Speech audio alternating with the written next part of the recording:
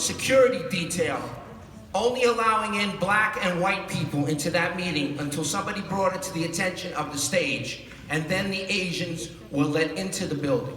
I'm not Asian. My daughter is Hispanic, Colombian to be more specific. But I will stand here for Asian children, for all children. And your chancellor is a racist person. He's spoken numerous insults about the Asians before he even arrived to New York City. I can't believe that you still have his back. It is absolutely disgusting. He got sent to Chinatown. He had Spanish translators available for the Hispanics. Not one Asian translator. One other thing that ties very closely with the racist Richard Carranza, and that is, let's speak about Jackie Cody, a black woman who called Asian children yellow children. Yellow people and yellow children. Let me ask you this one question, man. You're married to a black woman. Excuse me. Do you think that if a white woman or an Asian person were to use the N-word anywhere in this whole city, do you think that you, together with racist Carranza, would not have had her dismissed that very evening? Let me just tell you this. I'm 56 years old, lived in this city my whole life, and you are the worst mayor that New York City's ever had.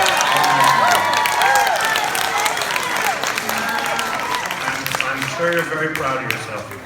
And you know what? There are elections. You know what? There are elections in this city. Maybe you're not sure about that. So we've had we have had 2 elections.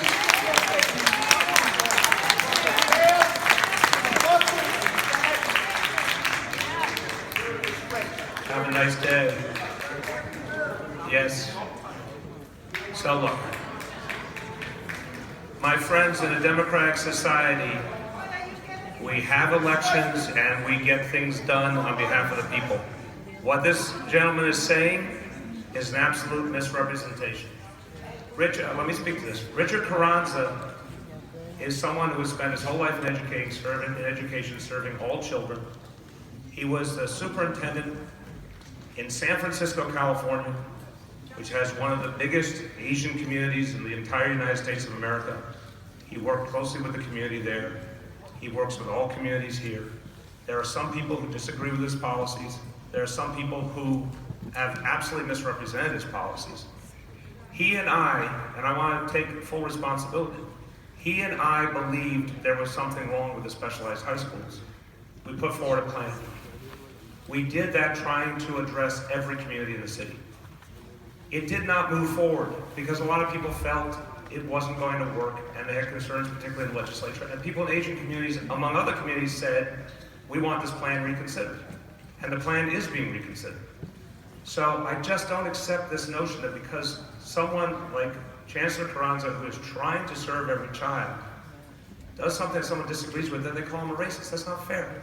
There is no evidence of that whatsoever. He has spent his whole life educating all children of all backgrounds, and he will continue to as our chancellor. Everything he said was fact. I heard it out of Carranza's own mouth. Ask everybody, please do not be rude. Ask a question, but do not be rude. Edwin? Hi, Karen. Hi, Mayor. Thanks for coming.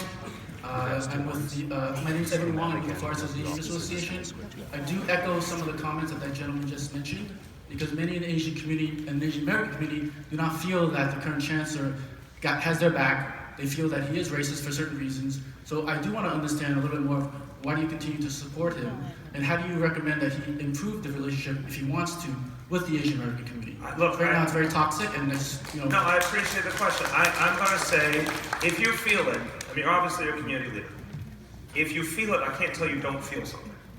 I can tell you that, I looked very carefully at him in selecting him and everything he'd done in his life and everything he's done since, and I am extremely sensitive if I think someone is unfair to a community. I don't agree. I think there was a policy disagreement on a very major controversial issue, the specialized high schools. that I didn't handle it well and he didn't handle it well because we were trying to address a level of disparity that was unbelievable. It's not your fault. It's not the Asian community's fault.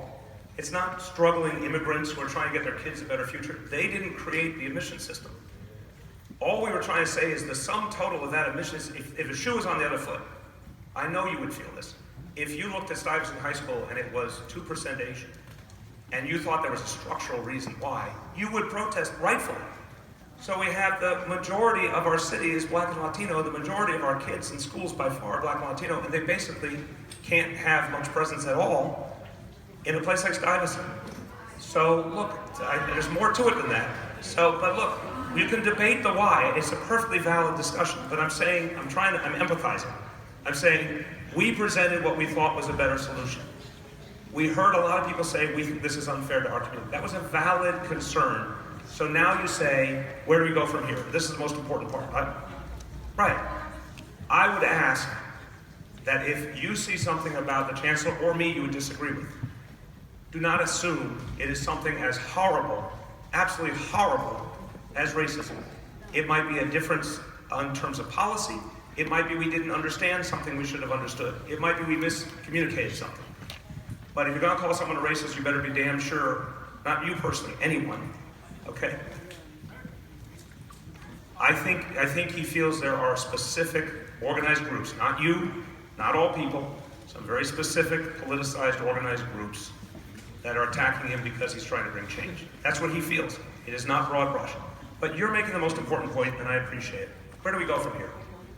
I say this, I'm ready to sit down. I had a very productive meeting with the chancellor, with some Asian community members, community leaders, I should say, last year, where people were very open about why they felt hurt, why they felt we had not communicated well, why they felt that we had misunderstood the immigrant experience, why we misunderstood the aspirations of Asian parents. I took all that in. I'm a public school parent too. And I couldn't sit there and say to people, oh no, you shouldn't feel that. So it was really important to hear that. And we have not advanced the plan, again, because we realized we have to approach it a different way. Because it clearly, we tried to do something we thought was good and fair, and a lot of people thought it was unfair to them, and that was not the intention. So my question, I actually will come back to you and say, I know the chancellor wants to have an entirely different dialogue. I know, if you know him and his personal background, he has a lot in common with the very people who have the concerns right now, humanly. He wants to have a dialogue. I want to have a dialogue. I welcome it to figure out how we go forward. I believe there's something better than what we have now. That's the one thing I'll say to you. I believe that I'm just going to stay on the specialized schools. If in the future New York City, specialized schools do not include our Black and Latino children, who will be our majority for generations to come, something's wrong. But I don't want to hurt you or your family. How do we fix it together?